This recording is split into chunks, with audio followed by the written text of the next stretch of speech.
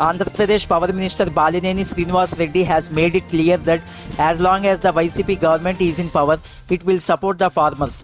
He said the free electricity currently in operation will continue and committed that farmers do not have to worry about bills. He said any government needs to give free electricity to farmers no matter what, and explained the cash would be deposited in advance in the farmer's account without any difficulty accordingly.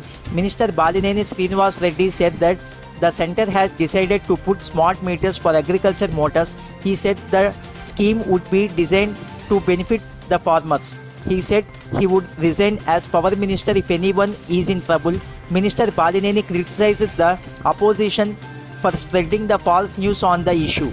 The YCP government has made key changes in the free current supply scheme for agriculture in AP. It has decided to implement a free electricity cash transfer scheme in the state from the 2021 to 22 financial year. For this, smart meters will be installed for agriculture electricity connections.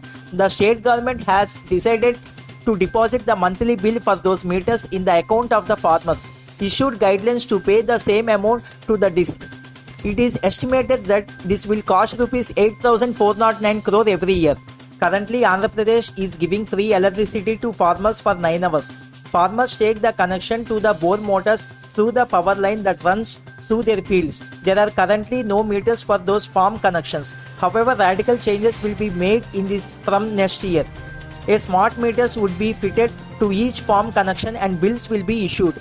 The government will deposit the amount of the bill directly in the farmer's account in cash. The amount has to be paid by the farmers to the power distribution companies. The Andhra Pradesh government has decided to implement it from the next financial year.